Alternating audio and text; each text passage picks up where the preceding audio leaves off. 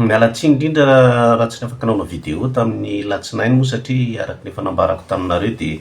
tsisy feo mihitsy satria mangatsika be moa ny andro dia farina ny feo ary nisy fandevenana naleta tamin'iny andro iny fa rivotra be loatra ilay toerana dia tsy nazakaka dia izay ny alana tsiny aminareo. Misaotra betsaka ny amin'ny firariatsoa, misaotra betsaka ny amin'ny fitrotroam-bavaka satria nisy konareo tena hoe nitrotroam-bavaka anaka dia mankasitraka indrindra tompoko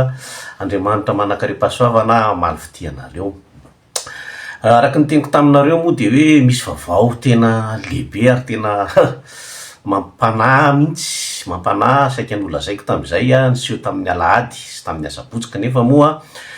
zao lizy vao azoko afaka ambara aminareo dia inona moa zany. Indraindray moa tsika malagasy zany rebirebena amina resaka vetavetan'ny olona ry dia lasa anakonakonana fotsiny mba tsy hahatonga antsika hijery zavatra ny tena réalité sy ny loza mazo ny firenena zany fa resaka adalana ry zay foana moa fomba fiadin'ny fitondrana teo aloha zany rehefa misy zavatra tiana fenina na tiana takotakonana dia za mangavanareo za voarebireby amin'ireny nareo fa sy avetavetan'olona any ve ny andeha andaniana ziga fa ty zavatra raha zay koa nareo ty tena zava-doza mihitsy nisy jet privé Falcon ZX jet privé turc izy io nitondra rusy anakefatra ary nitarika an'izany délégation zany dia andriamatoa Mikhail Dorofeff. Zany Mikhail Dorofeff zany vice-président na banky stratégique any Russie any fa mampiavaka an'izy io dia izy dia olona tratran'ny sanction internationale, zany isan'ireo olona tratran'ny ohatran'ny voasazy zany voasazy ny communauté internationale mihitsy na ny fananana na ny zay zavatra rehetrarehetra ataony zany dia mendrika sazy daholo dia zay zavatra kasikasihany dia mendrika sazy ihany koa. Ny zavatra mampiomehy nefa dia zao isika firenena malagasy zany milaza hoe firenena miankin-doha amin'ny communauté internationale dia nefa tsika ihany mamebala hitifirana antsika amin'izao zavatra miseho zao. Fa io Mikhail Dorofeff io raha tonga tany Madagasikara dia faran'izay nafenina mihitsy, vitsy ny mahalala an'izany sy miaraka amin'ireo délégation niaraka aminy satria iny andeha hamotsy vola no andehanany any ary zay moa ny olana amin'ity resaka hoe mpanao politika nandeha nanao dita any Russie sy anyity satria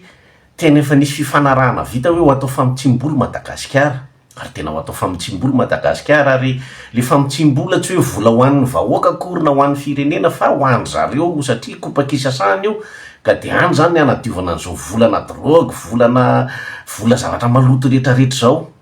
tahaka ny nataon'ny Trump ho alefany amintsika ny criminel rehetrarehetra tsy ilainy any amin'ny any zany hoe lasa fanariana fako zany Madagasikara. Fa ny olana eto dia zao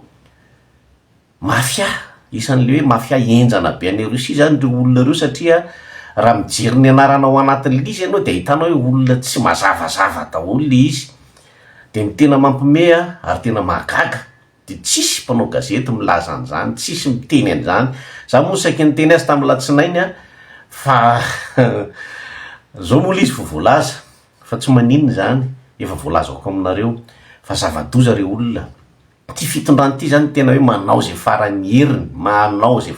mandatsaka amin'ny Madagasikara any ananty antsana. Efa voalaza daholo ny amin'ny fanjakazakany karana sy ny fanomezana sehatra ny karana, tsy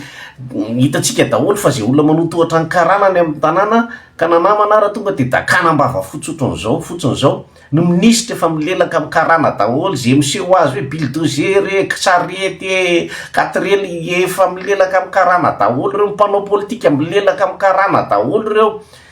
Za tena miteny anareo an'izany niza toko politika ao Madagasikara ao tsisy anavahany zany na izy nareo afaka hiteny hoe tsy marina zany na iza miakarana daholo na tonga an'ireo teo amin'ny fitondrana dia zany mbola miatehatra amin'ny karana reo hatramin'izao fotoana izao.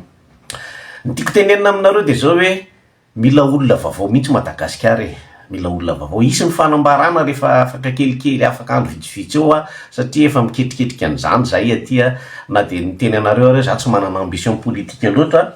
fa na zany ara misy ihany zavatra tokony atao fa tsy vita ny fifampiresahana sy fifampandotsoana fotsiny eto satria ny filazana ny zavatra ohatr'izao de mihina fefabetsaky nareo nefa matakatra an'le zavatra tiako lazaina sy ny zavatra loza zay hoateraky zany. De araky ny teninareo inona kosa raha ny tokony atao, tena isy zavatra tokony atao mihitsy fa mbola ho avy ny fotoana hitenenako anareo an'izany. Inona koa ny zavatra niseho, isa zao ny eo amin'ny DG-ny ACM ngababa antoko politika madio zany ny antoko politika natsanganga kely iny, nefa de tena inona zava-miseho am'izao fotoana zao, mandeha manao va-et-vient makany a Dubai jet privé ampiasainga Kofalidaya amin'ny resaka volamena. Na io resaka fatongavana Russe tany Madagasikara io ary manana andraikitra lehibe am'izany ny ACM ngababa zany. Efa tsy lazaina intsony moa le fampiasana avion militaire ampiasaina amin'ny resaka civil, zava-doza tsy azo atao mihitsy zany eto ambonin'ny tany. Fa Madagasikara ihany misy an'izany de ngababa moa zany responsable zany zay antoko politika madio izy. Vita koa ny aminao aloha ngababa, vita tsisy olona azonao rebrebena am'izany tsony zany zay olona rehetra nivarotra vava tany aloha tany de hitanareo daholo ny zavatra nataony am'izao fotoana zao. Ngababa, Ery Clémence,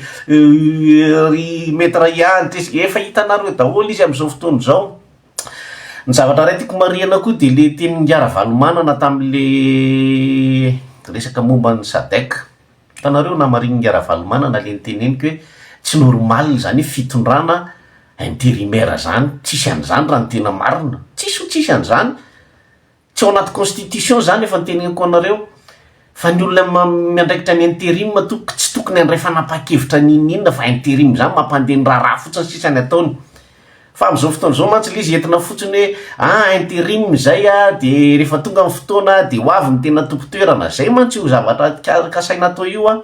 Ngara Valomanana moa isany nalala an'izany zavatra zany satria iny feonany tamin'ny SADC iny nahafahan'ny nalala tsara hoe atraizany zavatra tadiavin'ny SADC. Ary matetika moa ianareo pomba ny dada zany rehefa dada no miteny tsy maninona zany de zay nareo vao mino fa tsy maninona rehefa mifandraika ny zavatra nyteneninay satria mba tsy ilazanareo ay nandainga taminareo ateto. Fa am'izao fotoana zao mbola tsy teteza mita mihitsy fa mbola fitondrana tsy ara-dalàna ary manao zay faran'izay tany kibony izy am'izao resaka intérimaire ataony zao. Zay le teneniko anareo teo hatramin'ny mpamotsy vola enjeny eto ambonin'ny tany tonga antsokosoko amin'ny Madagasikara mbola ho avy koa manaraka, mbola be de be no avy. Fa de iny teneniko anareo iny zany aloha tamin'ny alahady nisy vol numéro HMZ7 836 tononoko mihitsy le anaran'le vol Falcon ZX tamin'ny alahady 25 janvier tonga tao Madagasikara tao Antananarivo.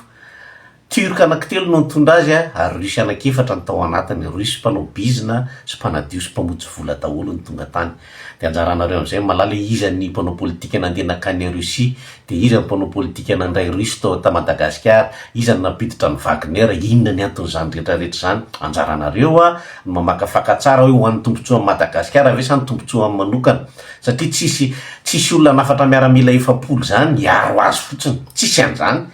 Fa misy zavatra atao matoa olona efapolo atsona hiaro anao fotsiny.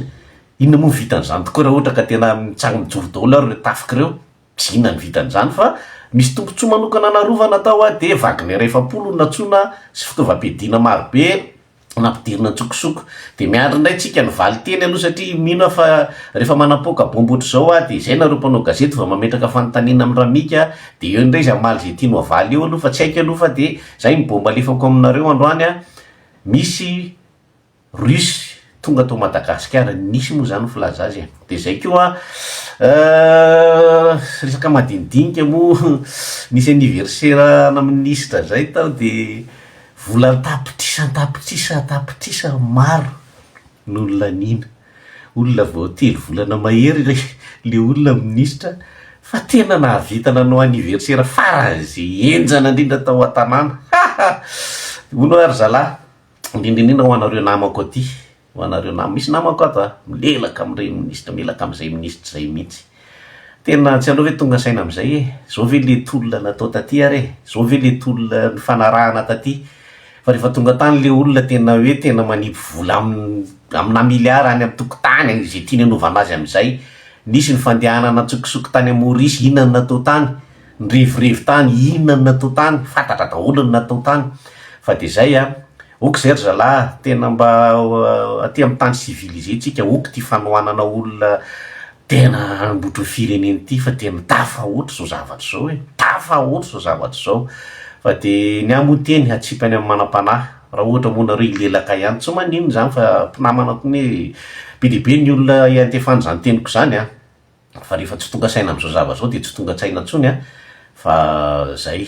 ny teny atsipoko aminareo androany fa de mahireza daholy Madagasikara amin'ny malagasy.